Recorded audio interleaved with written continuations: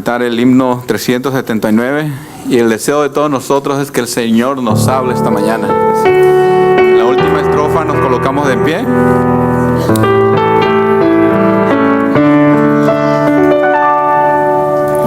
Habla, Señor, a mi alma, hable tu dulce voz, susurra en tiernas notas, tú no estás solo, no, mi corazón prepara, presto a escuchar tu ley, canciones mi alma llena de gratitud y fe. Háblame en dulces notas, háblame con amor, ya la victoria es tuya, no tengas más temor.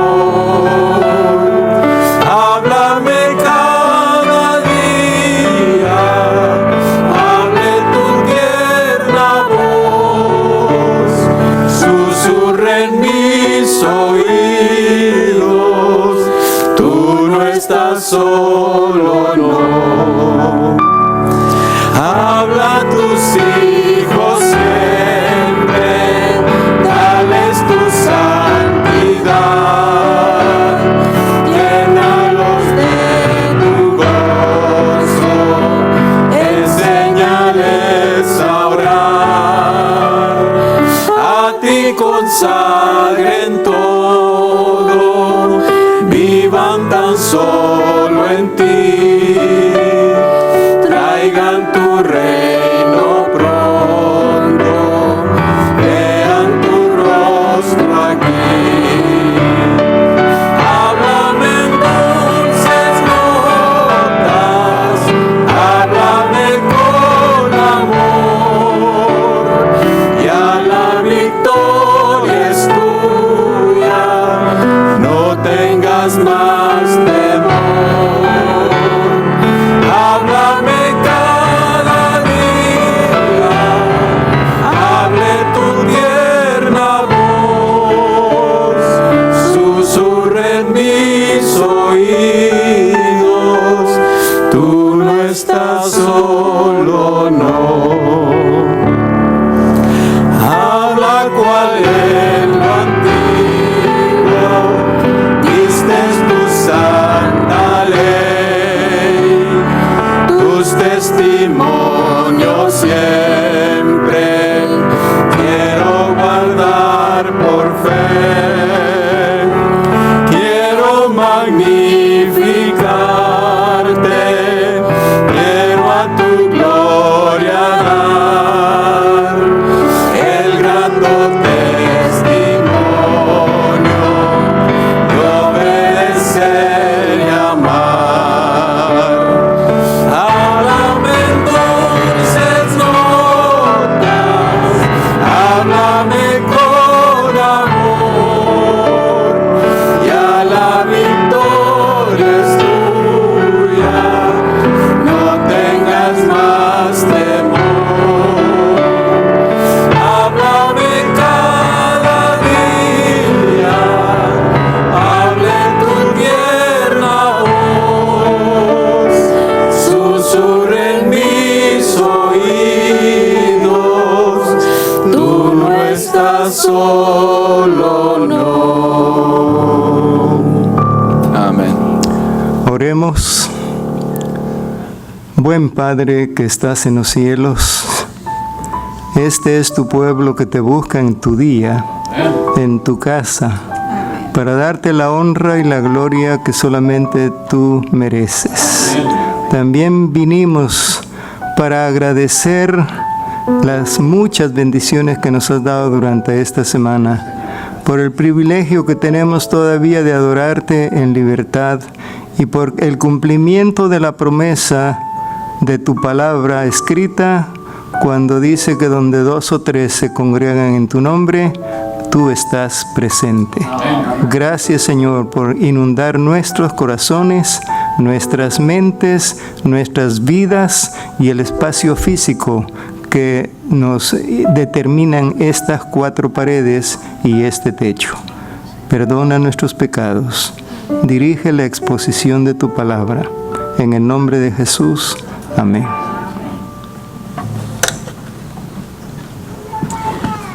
Juan 1, del 9 al 14.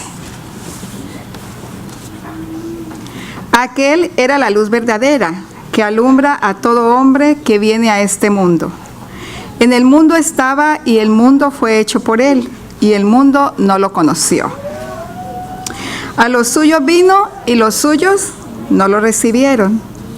Mas a todos los que le recibieron, dióles potestad de ser hechos hijos de Dios, a los que creen en su nombre, los cuales no son engendrados de sangre, ni de voluntad de carne, ni de voluntad de varón, mas de Dios. Y aquel Verbo fue hecho carne, y habitó entre nosotros, y vimos su gloria, gloria como del unigénito del Padre, lleno de gracia y de verdad. Dios bendiga su palabra. Vamos a invitar a las personas que tienen alguna necesidad o algún agradecimiento, si quieren pasar adelante, y las demás personas que queden en su puesto, todos vamos a arrodillarnos para orar.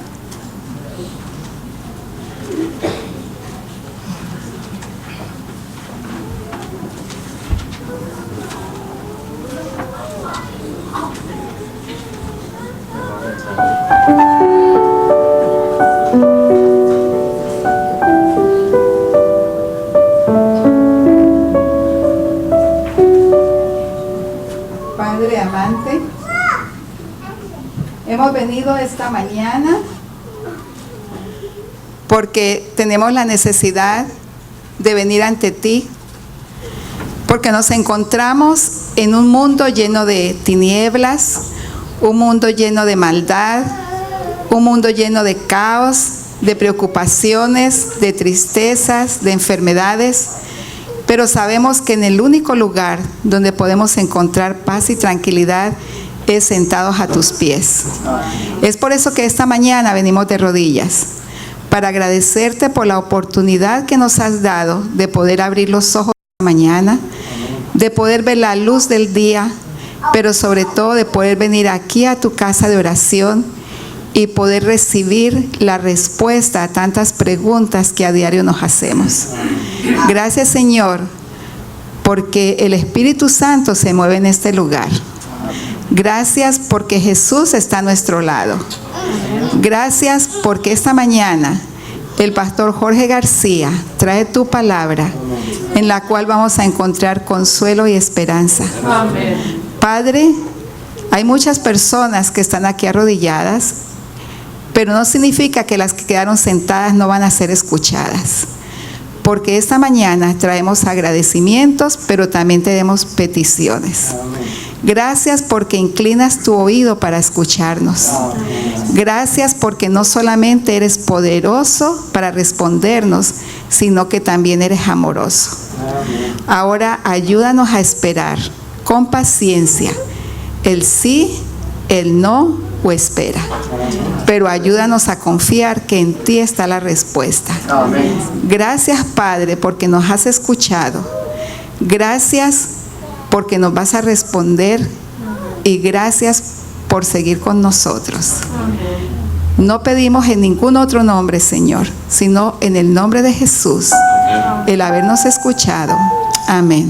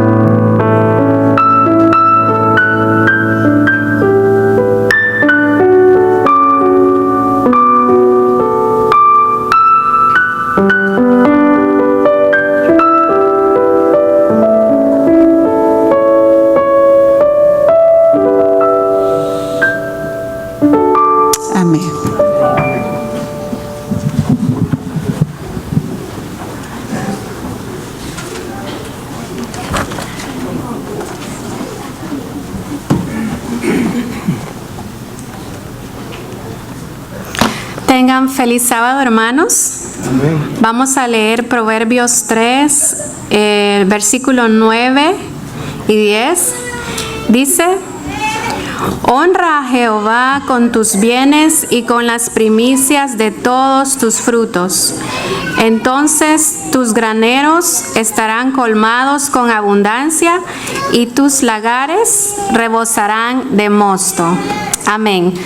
Y vamos a pedir a los hermanos diáconos que se pongan de pie, por favor. Vamos a tener la oración por la bendición de los diezmos y ofrendas en esta mañana. Bendito Señor, gracias porque tenemos muchas bendiciones y ahora, Señor, es nuestro turno de devolverte a ti lo que te pertenece. Ayúdanos, Señor, a dar con corazón alegre, Señor. Amén. Y bendice, Padre, todos los hermanos que están dando. Tú sabes las necesidades por las que están pasando, pero sabemos, Señor, que si somos fieles a ti, nunca nos vas a abandonar. Amén. Gracias por este día sábado donde nos permites estar en tu santo templo. Y todo esto, Señor, lo pedimos y lo agradecemos en el precioso nombre de Cristo Jesús. Amén y amén. Estamos en himno 193.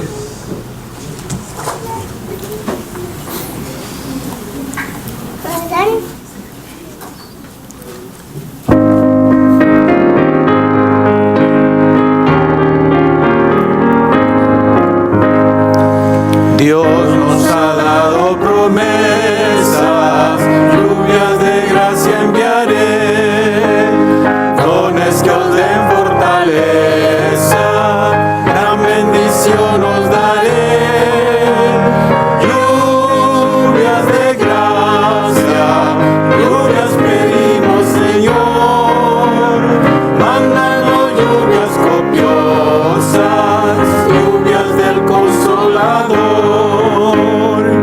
Cristo nos dio la promesa del Santo Consolador, paz y perdón y pureza para su gloria y honor. Lluvias de gracia, lluvias pedimos, Señor, mándanos lluvias copiosas, lluvias del Consolador. Dios nuestro a todo creyente, muestra tu amor y poder. Eres de gracia la fuente, llenas de paz nuestro ser.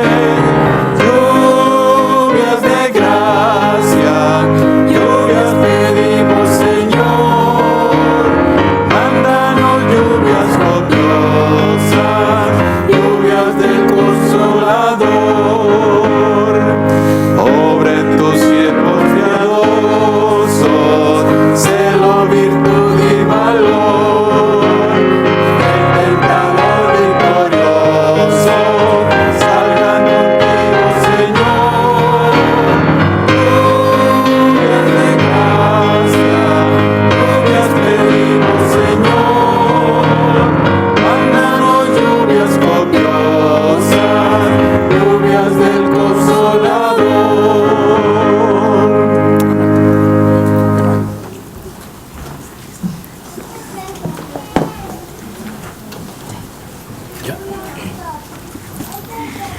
Hoy, en este momento, vamos a pedir a los niños que pasen a recoger sus canastitas y la historia está a cargo de nuestra hermana Sherry.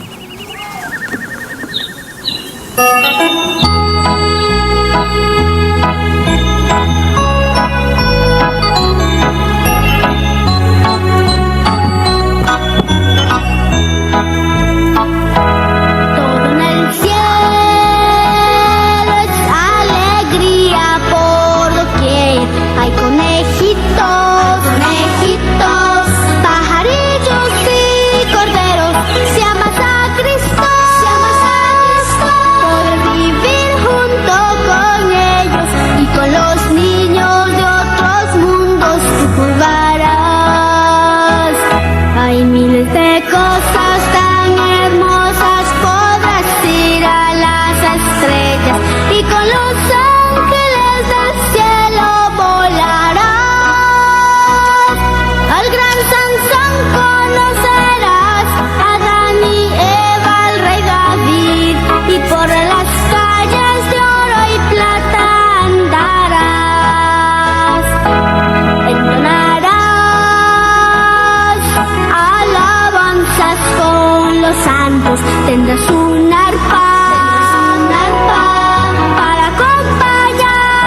santos, bellas mansiones que Jesús ha preparado. Son de diamante, oro y plata, tú lo verás. Hay miles de cosas tan hermosas, podrás ir a las estrellas y con los ángeles del cielo volarás. Al gran Sansón conocerás, a Adán y Eva, al rey David, y por las calles de oro y plata andarás.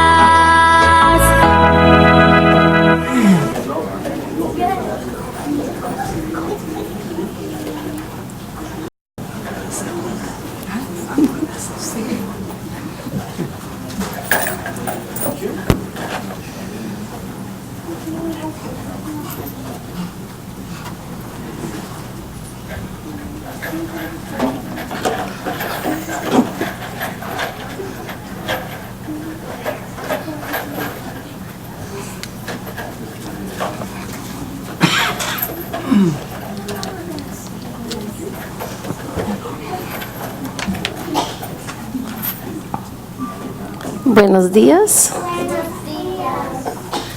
Mire qué bonitos niños tenemos aquí en la iglesia. Bien sonrientes y yo veo que bien contentos uno con otro también. Me da gusto verlos aquí. Había un niño un poquito más grande que ustedes que se llamaba Booker. Muchos adventistas conocen este nombre. ¿Cuántos de ustedes ya están en la escuela ahora? Ya empezaron. Ay, qué bonito, qué bueno. ¿Hay alguien que no va a la escuela todavía? Creo que ahí atrás tenemos uno que todavía no va a la escuela. Booker quería ir a la escuela, pero la escuela donde él quería ir era muy lejos de casa. Y él no sabía nada de cómo eran las reglas o qué tenía que hacer, pero él pidió permiso a su mamá, déjame ir a la escuela. Y ella dijo que sí, que podía ir. Y pidió a su papá, también su papá dice, adelante. Sabían que si él iba a la escuela, iba a estar ahí por muchos días y no lo iban a ver. Pero él quería ir. Entonces se agarró una bolsita con su ropa y se fue caminando. Tan lejos era la escuela que no llegaba en un día. Ni en 2 días, ni en 3 días. Se tiraba a dormir donde podía encontrar un sitio donde estaba más o menos bonito afuera y levantaba. Y de nuevo se fue caminando hasta por fin se llegó a la escuela. Y cuando Booker se acercó a la escuela, a la oficina de la escuela, él entró y decía, yo vine para ir a la escuela. Y miraron al niño, el joven, y dijeron, ¿y tu mamá y papá? Pues me dijeron que yo podía venir. ¿Y cómo te llamas? ¿Cómo se llamaba? Booker. ¿Y cuál es tu apellido? ¿Ustedes tienen apellido? ¿No tienes apellido? ¿Tienes solo nombre? ¿Tienes apellido? ¿Cuál es tu apellido? Balboa. ¿Cuál es tu apellido? Flores. Conocen sus apellidos, pero Booker no sabía cuál era su apellido. Se puso a pensar y pensaba, pues, Washington es un nombre importante, es un buen nombre. Me llamo Booker Washington. Ok, dijeron, escribieron su nombre en un libro. ¿Y cómo vas a pagar por la escuela? ¿Pagar? Pues sí, la escuela cuesta dinero. Oh, él no sabía. Él no tenía dinero, hasta hambre tenía. Y no sabía qué hacer. Y se fue a acostar en una silla. Sillas que usan para comer afuera. Un picnic table. Se va a acostar ahí. ¿Qué iba a hacer? Había caminado por días por llegar y ya él necesitaba dinero por ir a la escuela y no tenía. Y él dijo, ay, solo Dios puede ayudarme. Y puse a pensar. Pero una maestra vio al joven ahí acostado y decía, ¿qué pasa con ese niño? ¿Por qué él está ahí? Y los de la oficina le dijeron, es que mira, él se vino de lejos para ir a la escuela, pero no trajo nada de dinero. Y no sabemos ni quiénes son sus padres. Pero no podemos dejarlo ahí nomás. Tal vez tiene hambre. Tal vez está cansado. Y no tiene dinero por ir a la escuela, dijeron. Y la maestra puse a pensar. vamos a ver si es un buen niño o si no es un buen niño. Entonces se fue y se acercó y dice, Booker, y abrió sus ojos. Sí, señora. Booker, yo necesito que un joven viene a limpiar mi clase. Oh, dijo, mira, quiero saber si usted puede hacer un buen trabajo en limpiar mi clase. Oh, sí, yo puedo, dijo, yo puedo. Porque él había tenido una vecina donde antes él limpiaba por esta vecina y era una señora muy particular y que quería todo limpio. Entonces él levantó con confianza, es algo que él podía hacer, y él se fue a limpiar el cuarto por la señora, por la maestra. Y él recordaba que su madre le había enseñado que Dios dice que todo que hagamos, lo hagamos para honrar a Él y lo hagamos de todo corazón. Entonces agarró el trapo y empezó a limpiar todas las mesas en la escuela. ¿Ves? Eso es como una mesa. Y lo limpiaba hasta en las esquinas. Y arriba se veía muy bonito y limpio. Pero a veces algo está limpio arriba y abajo no es limpio. ¿Cierto, no? Porque ahí meten las arañitas, el polvito. Entonces él metió por debajo. Empezó a limpiar, limpiar, limpiar. Lo dejó pero bien limpio. Y hasta las patas del escritorio, todo se limpió, bien limpio. Luego se fue a las ventanas y limpió las ventanas y arriba de las ventanas. Y en las esquinas se limpiaba hasta que estaba tan limpio. Y salió, pobrecito, cansado y con hambre, pero hizo un trabajo increíble. Y la maestra entró y se sacó una tela, yo no lo tengo conmigo, pero bien blanco. Y tú sabes que si tienes una telita blanquito y pasas donde hay polvo, se sale sucio. Entonces se fue y dijo, voy a ver si este muchacho hace buen trabajo o no. Y se checó arriba, quedó limpio. Se checó abajo, limpio. Se fue y se pasó por la ventana, nada. Arriba de la ventana, nada. ¡Wow! ¡Qué niño que sabía hacer las cosas bien! Y ella fue y dijo, eres un niño que ha hecho un demasiado buen trabajo. Yo te voy a dar trabajo y tú puedes ir a esta escuela. Y el niño estudió y estudió y estudió, y cuando creció hizo trabajos muy grandes para Dios. No podemos contar todo hoy. Pero quiero que ustedes piensen, ¿será que a veces tu mamá o tu papá te pide hacer un trabajito por ellos? ¿Cómo debemos hacerlo? De todo corazón. Y cuando lo hacemos, ¿quién queremos honrar? Honrar a Jesús. Cuando nosotros, niños cristianos, vamos a hacer un trabajo en la casa o en la escuela, tomamos el tiempo de hacerlo muy bonito, porque lo estamos haciendo por honrar a Dios. Y ¿sabes qué más? En el cielo, donde vamos a ir, está todo bien bonito y bien limpio. Y cuando hacemos eso en casa y en la escuela, estamos preparando para vivir en un lugar muy bonito y muy limpio. Quiero agradecerles por participar en la historia. Y ya tengo un trapito para dar a cada uno para que recuerde la historia, pero vamos a terminar con una oración. ¿Puede usted orar por nosotros? ¿Sí? Gracias, ven a orar. Jesús, gracias por este día. Gracias porque traíste los hombres que están aquí. Y gracias por todo. En el nombre de Jesús. Amén. Amén. Muchas gracias. Y aquí les voy a dar cada uno.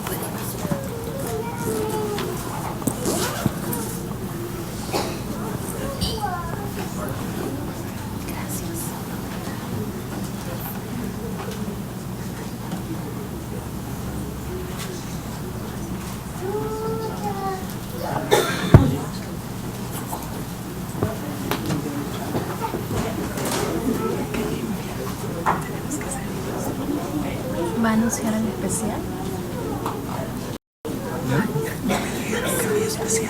Yo oí que era Perlita la que estaba en el especial. Entonces no hay. ¿Qué Perlita tenía?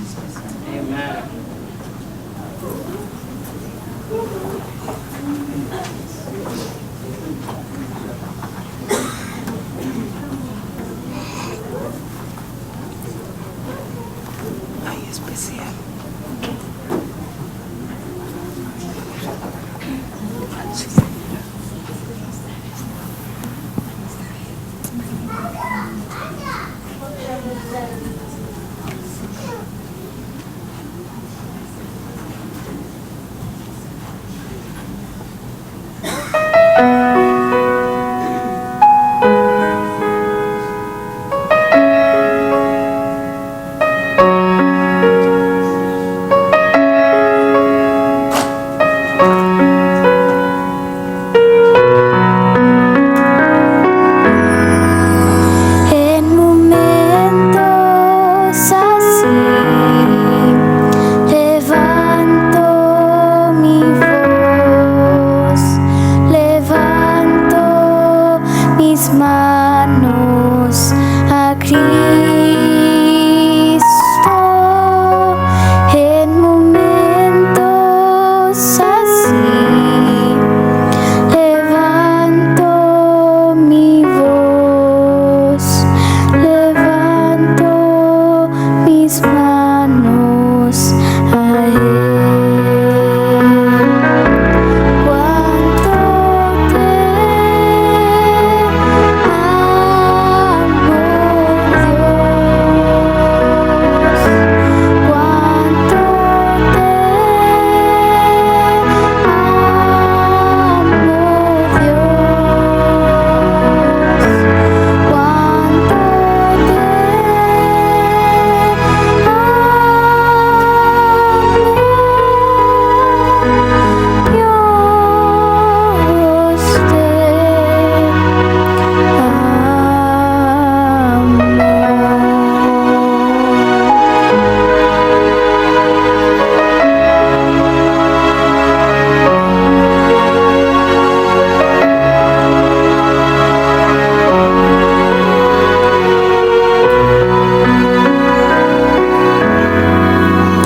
En momentos así levanto mi voz, levanto mis manos a Cristo.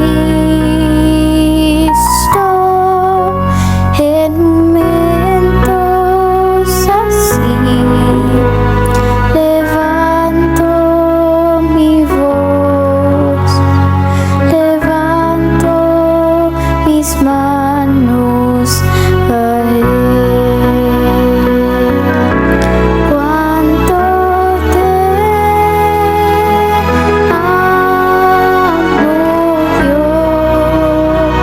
Dios.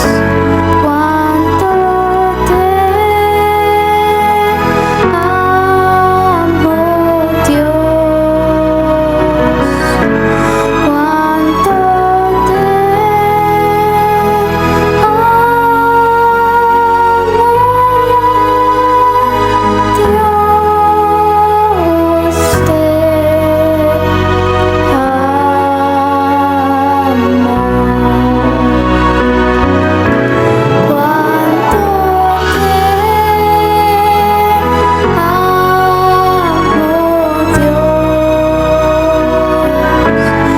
Cuánto te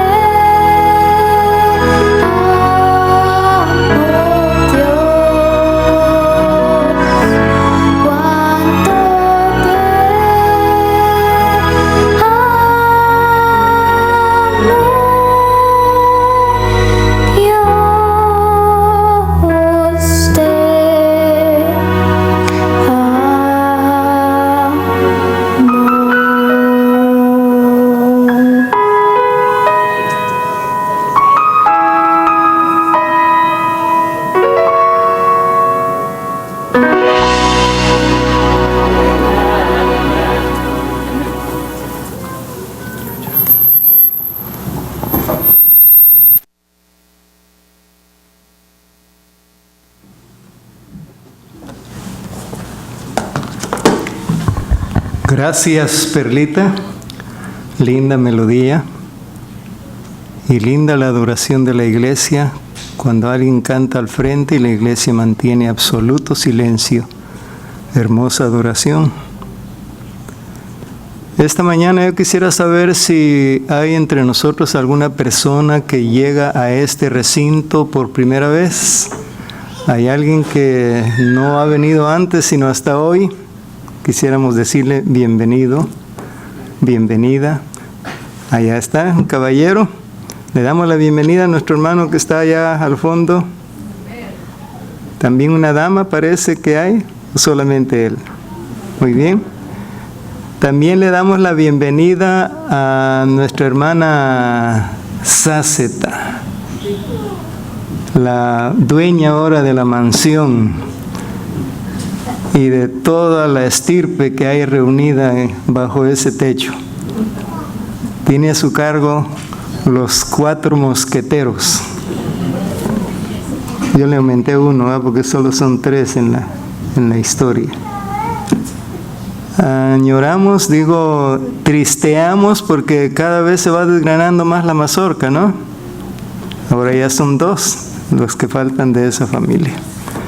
La ley de la vida empieza a cobrar su precio en esa familia, pero también hay lecciones que aprender a través de esos hechos. Bien, hermanos, todos sabemos que nuestra Biblia, la Biblia que nosotros usamos, las versiones protestantes de la Biblia, también la católica está integrada de la misma manera, contiene en el Nuevo Testamento, y es el inicio del Nuevo Testamento, 4 evangelios, 4 versiones diferentes, 4 puntos de vista distintos de mirar, registrar y explicar el ministerio terrenal del Señor Jesucristo. Mateo, Marcos, Lucas y Juan. Para mí, el más lindo de todos ellos es el de Juan. Juan tiene un contenido ahí, su enfoque está dirigido a aquellos a quienes Cristo quiere alcanzar con la salvación y la vida eterna. No todos creyeron en Jesús, ¿verdad? Cuando estudiamos los 4 evangelios nos damos cuenta que aquellos que dirigían al pueblo de Dios en esa época, en lugar de sentirse felices por la llegada del Maestro, del Salvador del mundo, se constituyeron en enemigos abiertos del Señor Jesucristo. El mismo Juan,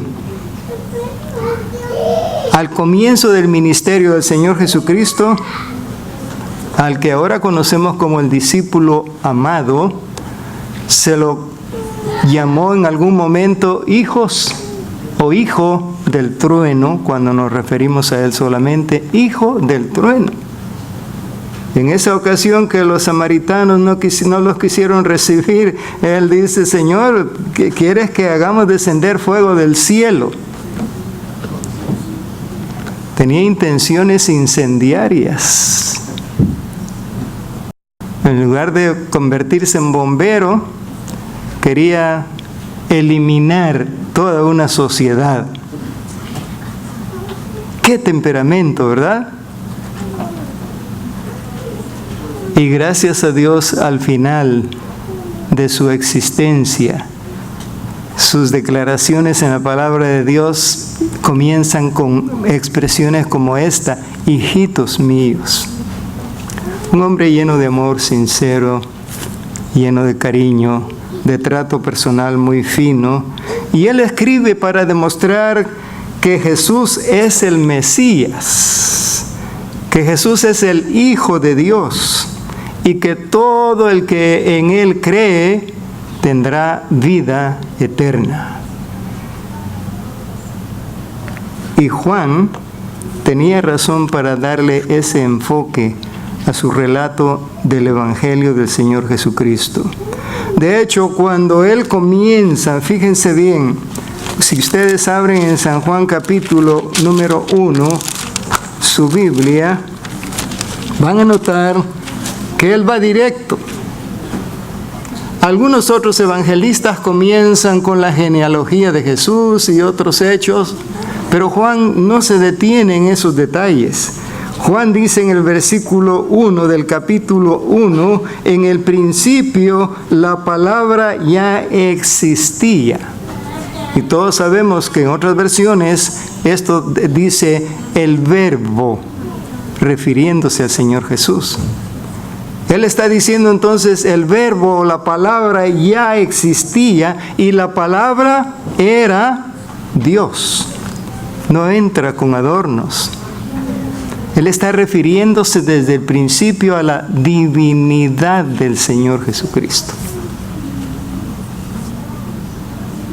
Si saltamos hasta el versículo 9, dice: aquel que es la luz verdadera, quien da luz a todos en el mundo, vino al mismo mundo que Él había creado, pero el mundo no lo reconoció. Vino a los de su propio pueblo y hasta ellos lo rechazaron. Y cuando vamos al capítulo número 7, y creo que es el versículo número 1, a ver si lo capté bien. No es el 1, pero está ahí en el capítulo 7, es el 5. El versículo 5 del capítulo 7, el mismo Juan dice: pues ni siquiera sus hermanos creían en Él.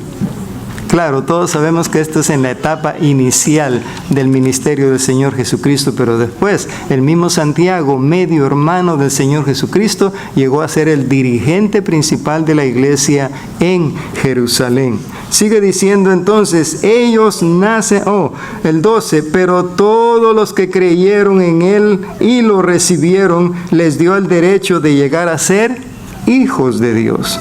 Ellos nacen de nuevo, no mediante un nacimiento físico.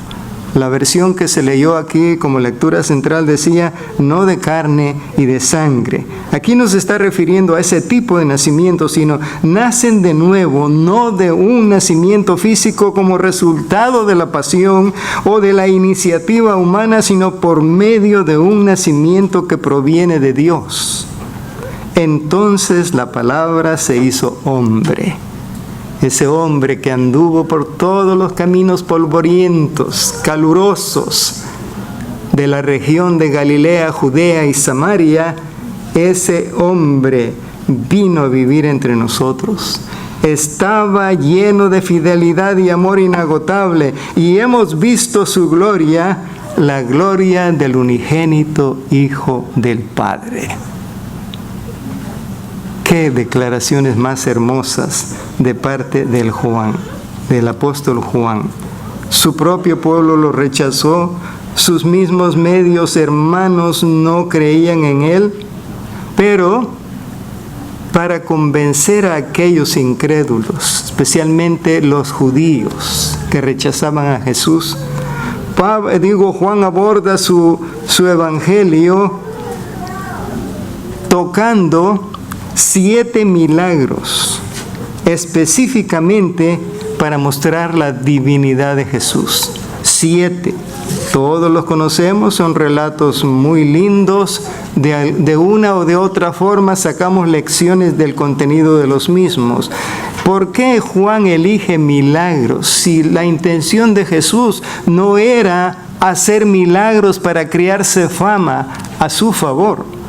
La intención de Jesús al realizar milagros era beneficiar al ser humano que estaba en necesidad, pero al mismo tiempo su intención era enfocar o captar la atención de estas personas para que miraran en Él a un Salvador personal, para que en Él pudieran recibir vida eterna. Si vamos a hablar de milagros, sería bueno que definamos ¿qué es un milagro? Miren qué definición más linda tiene el diccionario de la lengua española. El diccionario de la lengua española no tiene ningún tinte religioso, pero presenta la palabra milagro de esta manera: hecho sensible del poder divino. Hermanos, yo no sé si ustedes se dan cuenta cómo la palabra divino se usa últimamente. Cuando hablamos de divinidad estamos refiriéndonos a la deidad. Nadie más es divino. Pero hoy por muchos lados escuchamos decir, para decir que algo está muy bonito, ¡qué divino! ¿Lo han escuchado? Ese es un término, una calidad que solo le corresponde a Dios el Padre, Dios el Hijo y Dios el Espíritu Santo. Hecho sensible del poder divino superior al orden natural. Quiere decir que los milagros son sucesos que escapan al medio natural en que nosotros vivimos. Y un diccionario expositivo de la Biblia dice acerca de milagros, se dice de obras de origen y carácter sobrenatural que no podrán producirse por agentes y medios naturales. Eso es un milagro. Así que vamos a entrar entonces en el estudio de esos milagros, pero yo quisiera presentar a Juan en su conversión como uno de esos milagros, aunque no uno de los 7, pero sí, la conversión de él era fruto de un milagro, porque en realidad cambiar la mentalidad humana, cambiar la actitud humana, cambiar los hábitos del ser humano es algo que solo Dios puede hacer. Si usted reconoce en su vida de cuando se entregó al Señor por medio del bautismo, que ha habido algún cambio en su manera de vivir, en su manera de ser, es un milagro. Esto tiene que ver con el mundo espiritual y solo Dios lo puede hacer. Juan era uno de esos milagros. Entremos pues y revisemos los milagros, pero no esperen que yo les diga cómo se hizo el milagro. Yo puedo decir ahora, como dice la Escritura, en qué consistió el milagro. Pero no puedo explicar el proceso. Los milagros no se pueden explicar. Los milagros se aceptan y se necesita fe para aceptar los milagros, porque escapan a la comprensión y a la explicación humana. Así que vamos con el primero. Si ustedes desean seguir el relato, busquen en el Evangelio según San Juan, el capítulo número 2 y los versículos 1 al 11. El contenido ahí es las bodas en Caná de Galilea. Jesús y sus discípulos y la madre de Jesús fueron invitados. Algunos eruditos en sus investigaciones concluyen en que la madre de Jesús era pariente de alguno de los dos novios. Por eso estaban invitados. Pero las fiestas de ese tiempo y en esa región, yo no sé si todavía, porque no lo investigué, las fiestas de bodas de ese tiempo duraban una semana. Y los invitados venían de la ciudad de donde eran los novios. Los amigos no eran invitados de otras ciudades, solo de la ciudad donde vivían los novios. La familia sí podía ser invitada si venía de otras ciudades que no era la ciudad de los novios.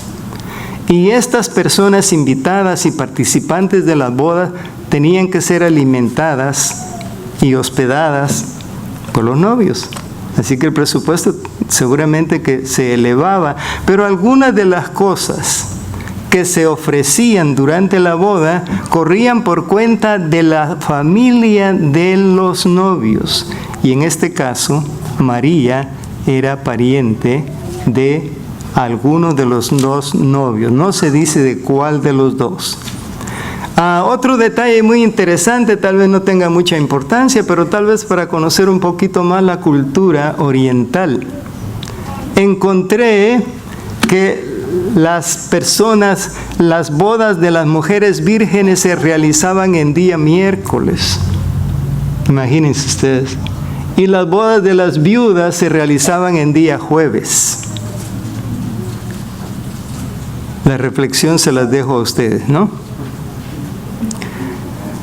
La fiesta de la boda, que dura 7 días, empieza su transcurso y llega un momento en que María descubre o le van a avisar que se terminó el vino.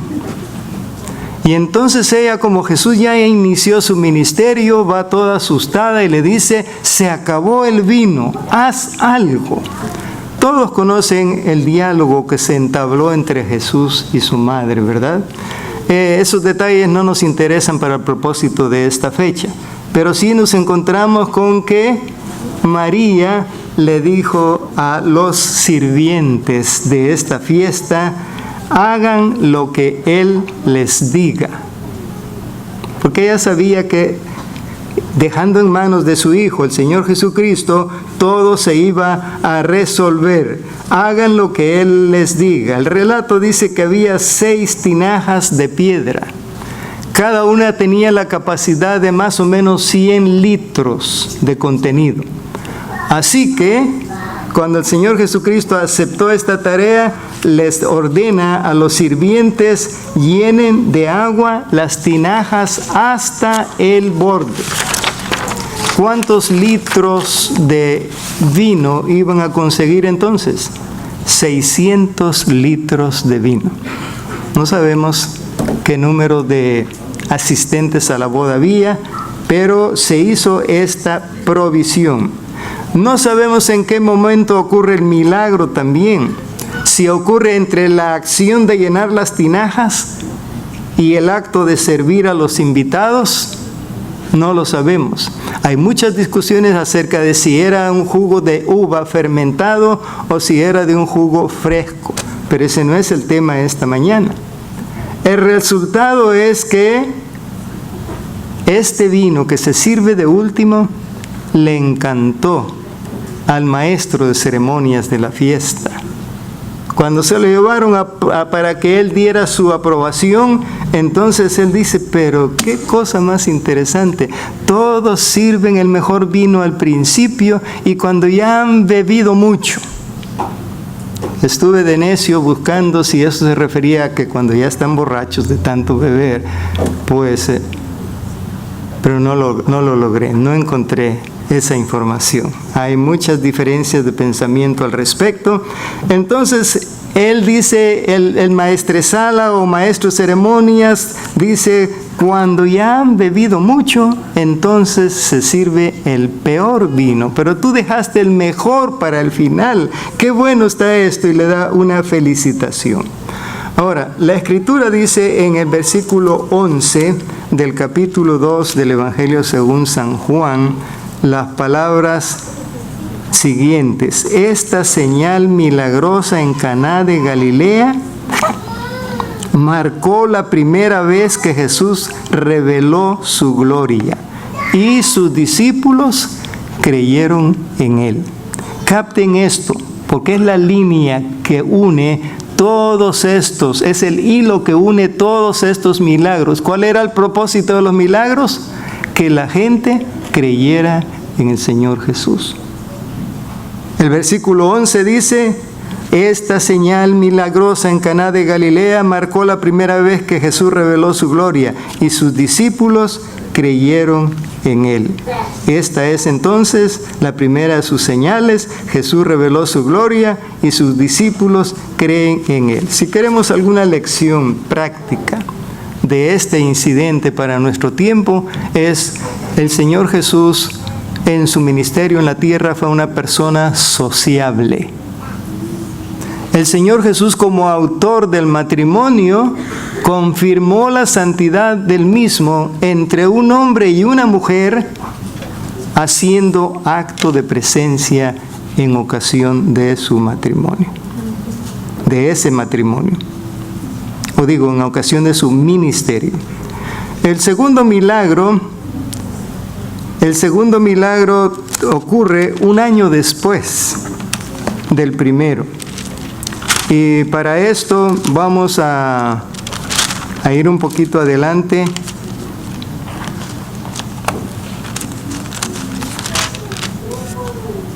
Vamos a ir un poquito adelante aquí. Se refiere al acto de sanidad del hijo de un funcionario público. Este funcionario público era judío.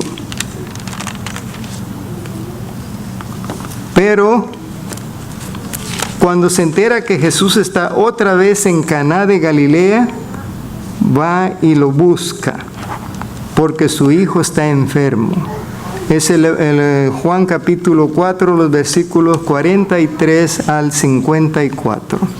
Pasados los 2 días, Jesús siguió camino a Galilea.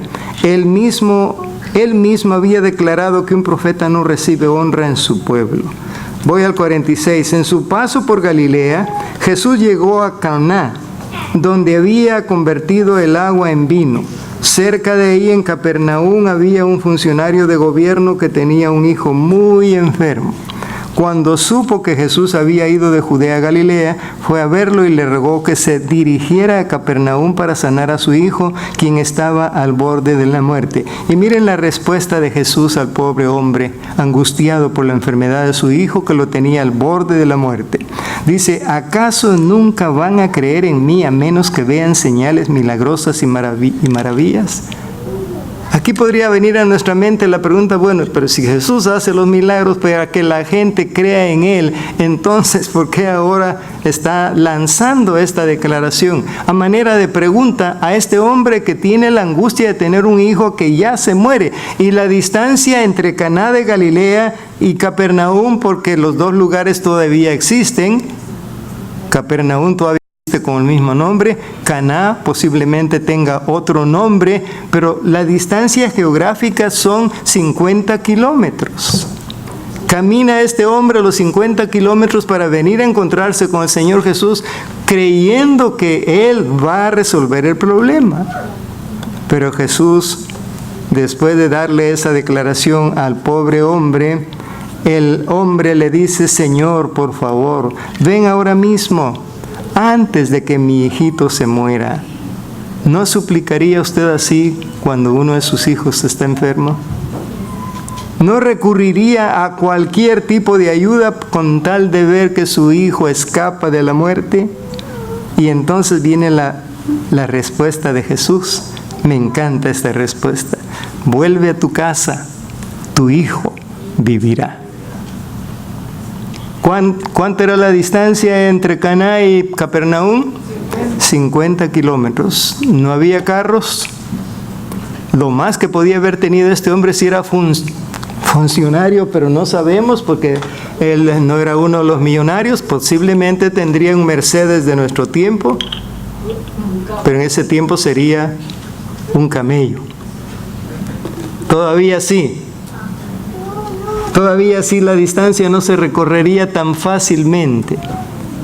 Así que Jesús le dice al hombre: vuelve a tu casa porque tu hijo va a vivir. Pero lo que me llama la atención es la fe de este hombre. Y dice la parte siguiente del versículo: el hombre creyó lo que Jesús le dijo y emprendió el regreso a su casa. Qué lindo. Nos pasa así a nosotros en nuestros asuntos personales. Si el Señor Jesús nos dice: no te preocupes, ya te lo voy a resolver, nos quedamos tranquilos, seguros. ¿No es verdad que cuando hay enfermedades que ya parecen terminales, nos angustiamos y desesperamos? Y a veces hasta nos inunda, nos invade la duda diciendo: pero ¿será que Dios está escuchando o no está escuchando? Hasta donde yo he entendido en mi experiencia personal, no es que Dios no quiera ayudarme, es que a veces yo no coopero. Aquí en la respuesta del Señor Jesucristo hay una orden, y la orden es: vuelve a tu casa.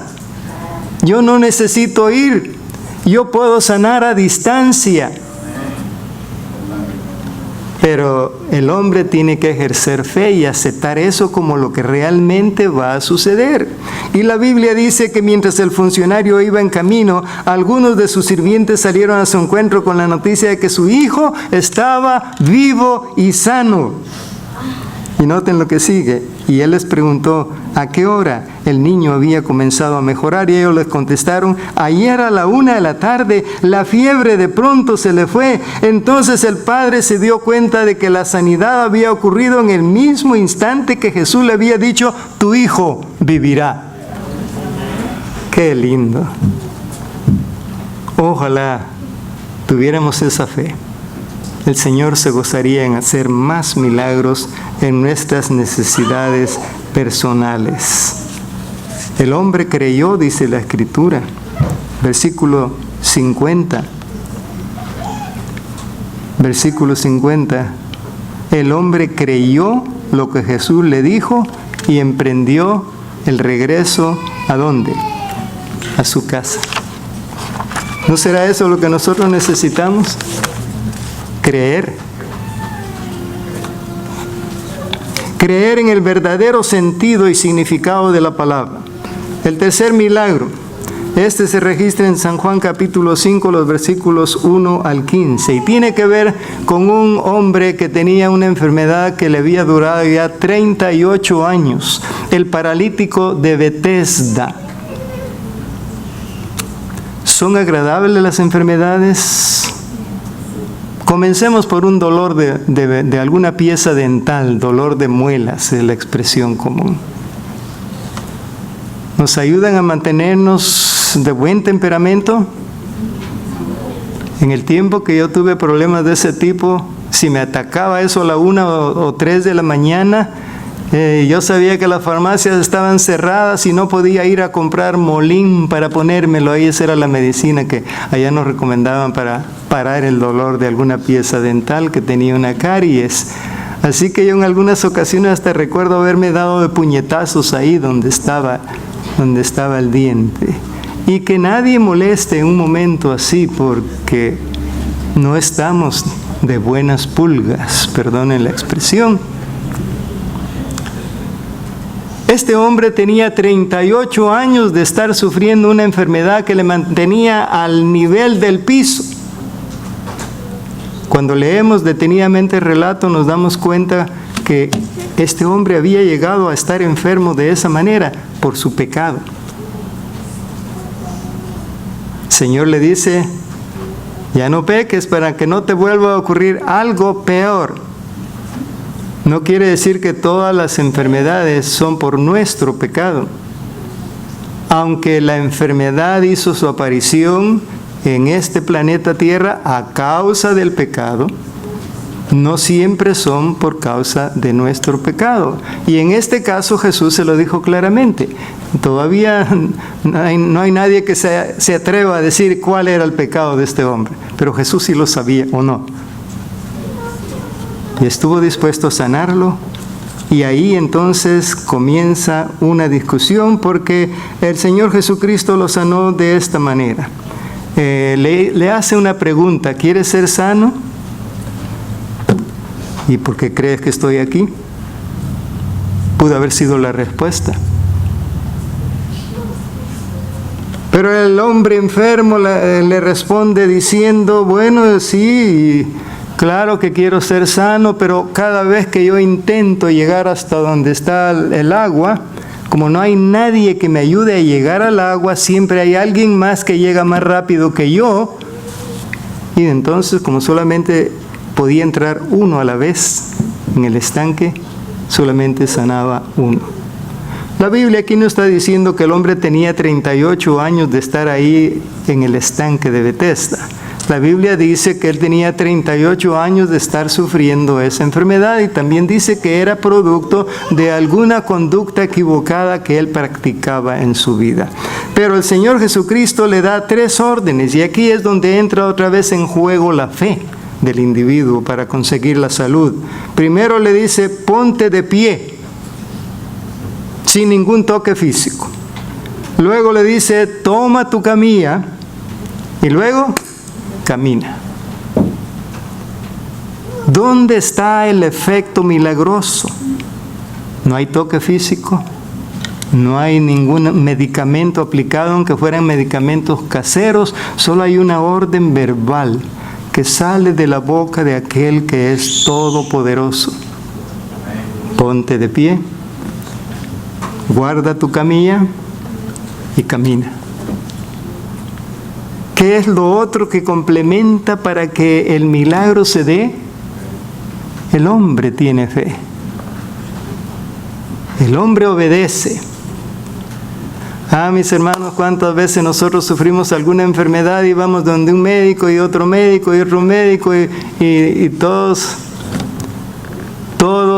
participan de esta situación de la persona enferma y al final hay uno que nos dice, usted no tiene nada, todo está bien. ¿Dónde está la enfermedad? Aquí, en el cerebro. Dice la Biblia en este caso que el hombre quedó sano al instante. Al instante. ¿Cuánto tiempo toma un milagro para realizarse? Fracción de segundos. ¿Qué dice aquí entonces? Que el hombre creyó en el Señor Jesucristo. Y algo que debiéramos tomar en cuenta es que Dios, como dice en el Nuevo Testamento, ahí en Santiago capítulo 5 y en Judas 3 parece que es, que Él quiere que nosotros estemos sanos del cuerpo y de la mente. Cuando Jesús sana el cuerpo, también sana la mente. Cuanto más cercanos estemos nosotros en nuestra relación con Dios, tanto mejor será para nuestra salud física. El cuarto milagro tiene que ver con el estómago. 5,000 personas reunidas en el lugar donde Jesús estaba predicando, sin contar hombres y mujeres. Uno de los escritores que consulté dice que si eran solo hombres y mujeres, muy bien había otras 5,000 personas entre las mujeres y los niños, lo que sumaría en este caso 10,000 personas que había que alimentar. El relato dice en San Juan 6, 1 al 14, que Dios quiso probar a los discípulos y le dijo a Felipe, ¿qué podemos hacer con esta gente? ¿Cómo los vamos a alimentar? Y entonces ya ustedes saben la respuesta de Felipe, pero el Señor Jesucristo ya sabía lo que iba a hacer. Eso dice el relato. Él le dijo a Felipe eso solo para probarlo, porque él ya tenía un plan. Él ya sabía que había entre el auditorio un niño que cargaba 5 panes y 2 peces. Y los 5 panes eran de cebada, porque era un niño de familia pobre. Y los 2 peces eran de los chiquititos, de los más pequeños.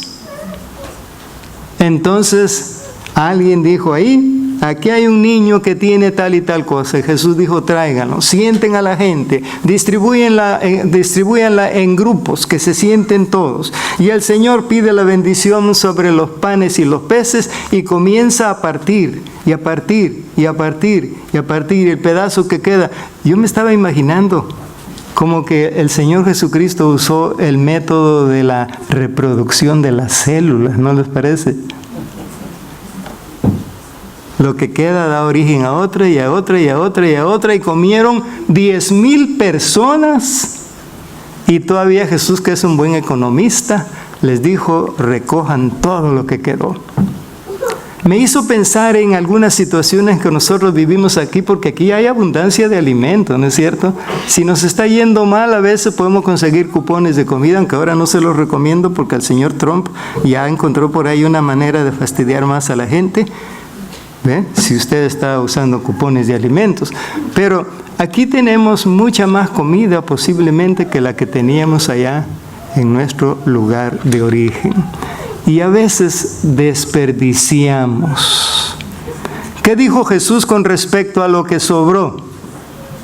Y no me refiero a los esqueletos de los peces que pintó alguien en el pasillo, en un cuadro del pasillo que alguien lo escondió o lo botó, no sé qué hicieron con el cuadro.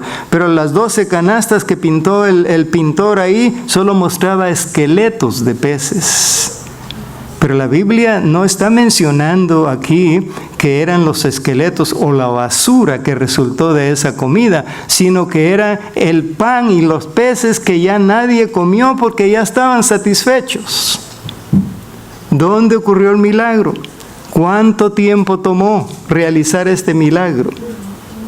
Maravilloso, una lección de economía ahí que posiblemente nos va a hacer falta en los días que están por venir.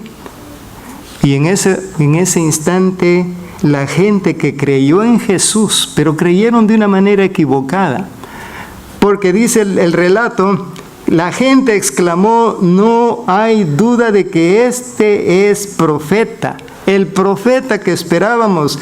¿Por qué? Porque querían hacerlo rey. ¿Se imaginaron? ¿Para qué queremos nosotros otra persona? Alguien que puede multiplicar la comida de esta manera, este es el que nos conviene. Hasta se imaginaron quizá que ya no necesitarían ir a trabajar, porque este hombre, él puede convertir las cosas así de una manera tan simple, tan poderosa, tan portentosa. Así que, y Jesús dice, se les escabulló, porque vio la intención que tenían de convertirlo en rey. El quinto milagro tiene que ver con los elementos de la naturaleza. Este se registra en San Juan 6, 16 al 21. Y todos lo conocemos como Jesús caminando sobre el agua. ¿Por qué creen ustedes que los barcos no se hunden? ¿Son un cuerpo que está perpendicularmente así sobre el agua de punta? ¿O son cuerpos horizontales que se extienden cuanto más, tanto mejor, sobre la superficie del agua? ¿Ha probado usted a caminar sobre el agua? Lo único que yo me atrevo a hacer es nadar, para medio flotar y no ahogarme. Los discípulos habían estado con el Señor Jesús durante ese día. Terminó el día, Jesús despidió a la audiencia. Tenían que realizar de Tiberias a Capernaum un regreso. Y entonces los discípulos, como esperaban y esperaban a Jesús y no venía, no volvía, entonces decidieron ellos embarcarse de regreso a Capernaum. De Tiberias a Capernaum, posiblemente, no sé, Pastor Guevara, no sé si se acuerda, si tardamos media hora en cruzar ese lago de Tiberias a... Yo no me fijé mucho en el tiempo. Pero los barquitos de ese tiempo, mis hermanos, no eran transatlánticos. No era el Titanic, y aún el Titanic se hundió. Si nos atenemos a un barquito viejo, todo desvencijado, que tienen en un museo ahí a orillas del lago de Nazaret o Genesaret, para mostrarlo al turista, eran no más largos que una de las bancas que tenemos aquí en la iglesia. Y eran de vela, no eran de motores. Y la historia nos dice que los discípulos al atardecer se metieron al barco e iniciaron el regreso. Pero Jesús no iba con ellos. Y de pronto, vientos fuertes que son comunes en ese lago por la condición geográfica que rodea el lago, que es llamado mar, pero en realidad es un lago, agua dulce. De pronto empezaron a tener problemas los discípulos. Si abordaron el barco al atardecer y el final de la experiencia se dio alrededor de las 3 de la mañana, como dice el relato, y dice que solo habían avanzado unos 6 kilómetros en su remar porque el mar estaba embravecido, con el miedo que tenían de la tormenta. Cuando hay una tormenta, seguramente que no está claro como el día. Porque aquí mismo cuando llueve, vemos las nubes negras, negras. Cuanto más negra, yo digo, o tanto más lluvia trae, o tanto más vientos fuertes trae. Pero ahí los discípulos tenían miedo. Y el Señor Jesucristo no estaba con ellos, pero de pronto mirando ellos hacia la orilla, ven que una silueta se acerca a ellos, tal vez no fácil de distinguir por lo mismo, por las condiciones de la tormenta, y entonces tuvieron miedo, al punto que Jesús les dice: no tengan miedo, soy yo. San Mateo, que presenta una versión diferente de este incidente, dice que Pedro, para confirmar si era en realidad el Señor Jesús o un fantasma, le dice al maestro: si eres tú, ordena que yo camine hacia ti. Ya conocemos este relato, ¿verdad? De sobra. Ordena que yo camine hacia ti. Y el Señor Jesucristo estuvo dispuesto, así que el milagro fue doble. No solo el Señor Jesús caminó sobre el agua, también a Pedro le dio el privilegio. Pero ya ustedes saben lo que pasó con Pedro. El detalle culminante de este relato, lo más lindo, es que cuando subieron Pedro y Jesús al barco, el mar se calmó. Jesús no necesita abrir la boca para que el mar obedezca. En algunos casos es solamente una orden verbal, pero en este caso ni siquiera eso, y no me atrevo a decir que con su pensamiento lo hizo, porque ahí yo estaría explicando el milagro. Y dije al comienzo que los milagros no se explican, solo se aceptan, solo hay que creer en ellos. Lo lindo es que en el Mateo 14:33 dice que como resultado de este milagro los discípulos lo adoraron y le dijeron: de verdad eres Hijo de Dios. Solo el Hijo de Dios y el Espíritu Santo pueden hacer milagros. Cualquier otro milagro que ocurra alrededor nuestro, si no es de Dios, ¿de quién es? Pero es falso. No un milagro verdadero. Como el Señor Jesucristo desafió los elementos naturales. No hubo orden, pero el viento se calmó. El sexto milagro tiene que ver con la sanidad de un hombre que nació ciego. ¿Se ha imaginado a usted cómo es nacer ciego o ser ciego? Por lo menos hay gran diferencia entre nacer ciego y ser ciego. Porque si la ceguera llegó a su vida tarde en la vida, pues usted ya conoció el mundo, ya conoció los colores y conoció algunos lugares. Pero si usted nació ciego, usted no sabe de colores. Usted no conoce ni siquiera el rostro de sus seres queridos, aunque lo conozca por medio de los métodos dactilares. ¿Cómo será haber nacido ciego? No se lo podemos desear a nadie. Pero a este hombre le ocurrió y Jesús iba pasando por ahí, no fue algo que se haya programado. Jesús vio a un ciego de nacimiento y los discípulos, pues de acuerdo a la creencia de la época, le dicen: Señor, ¿quién pecó? ¿Quién pecó para que éste naciera ciego? Y Jesús les dice: ni este. Porque ellos dijeron: ¿este o sus papás?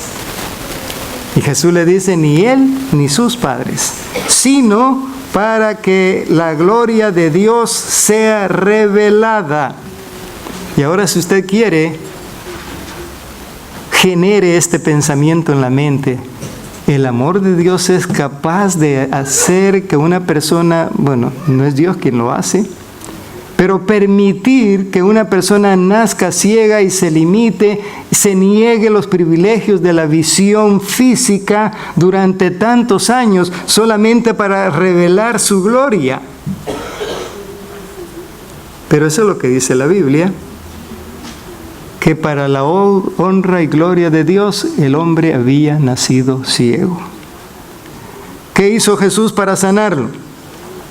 Escupe en el polvo, mezcla el polvo y forma una mezcla ahí que no sé si podría llamarse barro, porque el barro tiene otra consistencia diferente al lodo.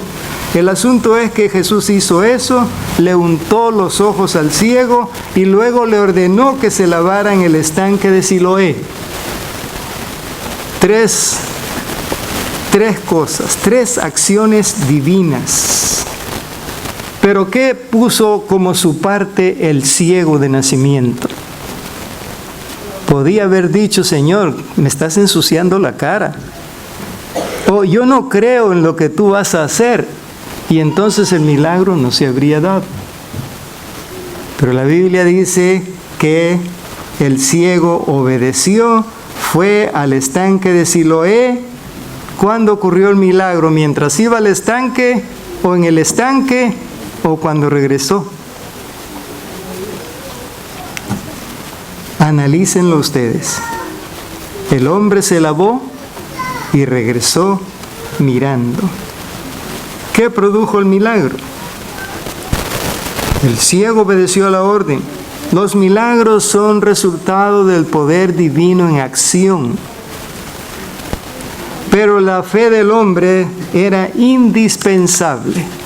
Ni siquiera los milagros a nuestro favor impone el Señor Jesús. Necesita nuestra fe. Ahora todo tenía color para este hombre. La Biblia dice que él creyó. ¿Y qué hizo?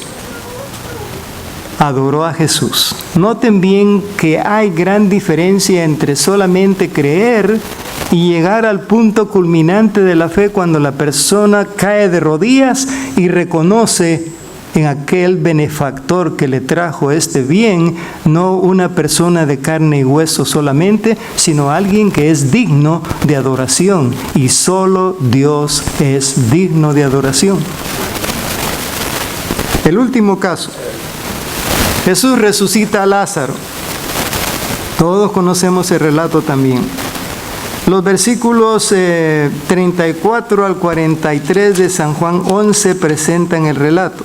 Ahí hay algunos preparativos que comienzan con la pregunta de Jesús a Marta, diciéndole en el versículo 34, ¿a dónde lo pusieron? Y ella entonces responde, ven y mira tú dónde lo pusimos. Las personas que estaban cerca dijeron, mira cuánto lo amaba, porque Jesús lloró frente a la tumba de Lázaro. Pero otros decían, este hombre sanó a un ciego, ¿acaso no podía impedir que Lázaro muriera? ¿Por qué permitió que muriera? Y el mismo Señor Jesucristo le dijo a sus discípulos cuando recibió el aviso 4 días antes, dijo, no se preocupen, esto no es para muerte, esto es para la gloria de Dios. Intencionalmente Jesús no aceptó o no obedeció el llamado en busca de ayuda en ese instante, sino que lo dirigió todo para este milagro. Y el versículo 38 en esta versión dice algo que tal vez va a chocar con las que ustedes usan. Jesús todavía estaba enojado cuando llegó a la tumba. Pero investigué eso y gracias a Dios, porque dice que Jesús estaba en ese momento sufriendo una indignación por la respuesta que habían dicho algunos fariseos hipócritas cuando dijeron, miren cuánto lo amaba. Este hombre sanó a un ciego, ¿acaso no podía impedir que Lázaro muriera? Estaban ahí para espiar a Jesús, pero quieren aparecer como gente buena, expresándose de esa manera, y no sabían que Jesús leía el corazón. Finalmente Jesús llega frente a la tumba, da la orden de correr la piedra. Entonces Marta dice lo que sabemos que dice, pero hay una declaración de Jesús que llama la atención. Le dice a Marta, ¿no te dije que si crees verás la gloria de Dios? ¿Cuántos días tenía Lázaro estar muerto? 4. Antes de esta situación, Marta dice, hace 4 días que murió. Debe haber un olor espantoso. Otras versiones dicen, yede ya, porque tiene 4 días de haber muerto. ¿Qué pasa con el ser humano? Por eso en nuestros países, si no hay dinero para... no me acuerdo cómo se llama ya la preparación de un cuerpo para que no entre en descomposición, embalsamado. Sí, es un proceso químico que impide que el contenido del organismo humano entre en descomposición. Hay ciertos seres vivos en el estómago del hombre, en todo su organismo, que cuando ya no hay vida, como dicen, que se lo coman los gusanos. Y yo siempre me preguntaba, ¿y quién mete esos gusanos? Pues están ahí, están ahí. Y cuando se acaba el producto, cuando se acaba el banquete, porque ya no hay nada que comer, entonces mueren los gusanos. Situación triste a la que llega el ser humano, ¿no es cierto? Yo pienso que por eso debiéramos pedirle al Señor que nos dé ayuda para ser humildes mientras vivimos. Puede ser que a veces caminemos como pavos reales. Pero dice una fábula, y bueno, a nosotros los pastores nos recomiendan no usar fábulas detrás del púlpito. Pero yo leí una fábula que decía que el pavo real estaba tan orgulloso de su belleza, extendía su cola, bellísima, pero dice que cuando se miró las patas, que es lo más feo en un pavo real, se murió de tristeza. Y perdonen que me estoy deteniendo en este detalle, porque ese no era el propósito, pero yo pienso que mientras andamos en los caminos del Señor tenemos que aprender humildad.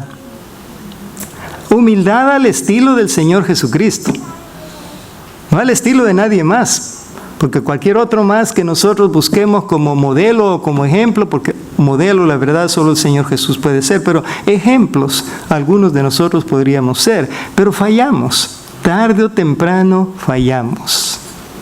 Y aquí tenemos entonces al Señor Jesucristo que da órdenes de correr la piedra y luego ora a su Padre diciendo: gracias por haberme oído, tú siempre me oyes. Pero lo dije en voz alta por el bien de toda esta gente. Y noten para qué, para que crean que tú me enviaste. Y luego dijo: Lázaro, sal de allí. Me imagino que Lázaro salió caminando pero con pasitos cortos, porque el relato dice que tenía vendados los pies como atados y tenía también las manos atadas. Y luego el Señor da orden. Qué feliz estarían Marta y María y los amigos genuinos de Lázaro cuando Jesús dice: desátenlo y déjenlo que se vaya. ¿Cuál fue el resultado de este milagro también? Que muchos creyeron en Jesús. Hermanos, la pregunta que tengo para mí y para ustedes es: ¿creemos en Jesús?